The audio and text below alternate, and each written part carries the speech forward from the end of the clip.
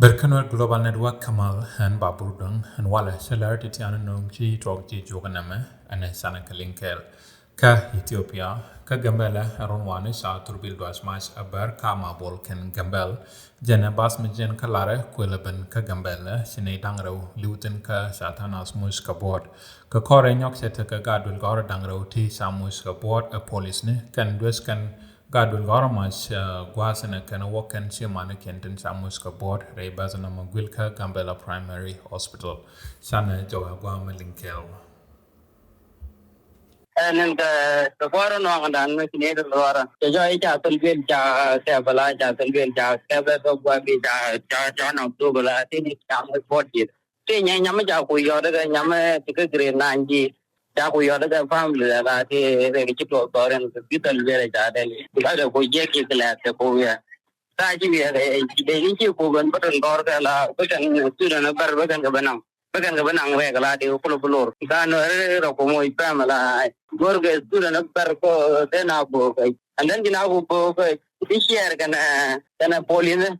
Tigaroko mat bar ikan bar ikan pula lah ikan tangkian kamu ikan telaling ikan tangkian lana kan kara menale na cuma tokalu koran nene ikan aku yang mai ikan dol kel bar coba ada kena nyamkel ala kan mai kan lainnya koran yang ini mai ikan aku lebih lainnya ikan tu dan darah ikan itu bar ada ane gitu apa ya kapal ini Nuer aku lebih lor itu dan tol bar ina tinggi dulu koran je ne kerunang kanan ni je kawata dia badan jadi siapa yang La Kupala Bella, they will go there with a critical level, they can do the number record. If you go white book, Yamaji, then go to La Chica, Chica Maraja, you can have the Guami. And then Polian, you could burn ball to on a book. Conon, this year I can sit like all very Chicanaka, Nama Ajan talk and Walla Kagambella said come next corner, Karon Madwa, a Teleanor Miliu, Teda Bara.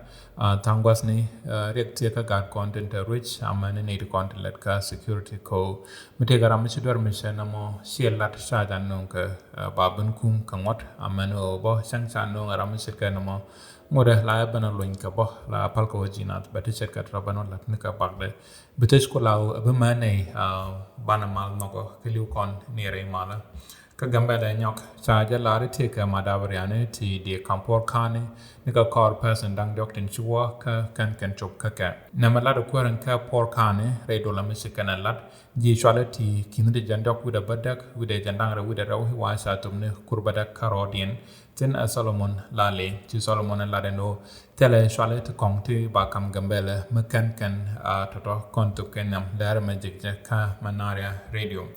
Mandadina Nyoka, Ethiopia, she opposition party in Dangwell were sick and rob mat Yurk Gan, Mabalado, Karon Kin Dangra Wood and Dangra with Bakel, Miwe can a can Kuma Kuri can a rictin to a capson can a loin politician, Tin Sayen. She can a lady Ethiopia, Kagwasame, Telamishwali democracy, then Ka a cane Yornas, but tell what me can't conquist. Said Korka Amara, can Oromia. Mentionas which Dori Kienam and Dulgore, part in it latter Mr. Kenama, APRP, Arena Tigray, OLF, OFC, Matrek, Balderas, Heber Ethiopia, ASDP, Wolaita National Movement, Kene All Sidama People, Democratic Unity.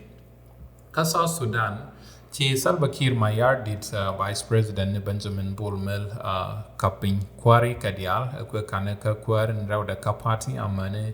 Rang and Chakame, Deja Bulmel, Aram Kelmguiska, Laramandong da, Salva Kiir da, well me, she guachop dumno and ta, she can kite pinka duk to go kandangro. Bulmel Aram Kelmisa sanction a Kuma Merkamaka quick corruption, and Tabo take a took the ladder Bulmel is Ayen, Sitkamata radio, Tamazu John, dumno, Lord Yena da. Kananangas, the ticker can learn and long chenung ye a secretary joganame, more kananaga.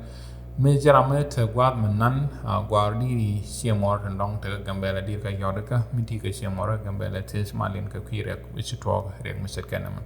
The Tiga can learn no Yaka, Nuer Global Network, Better.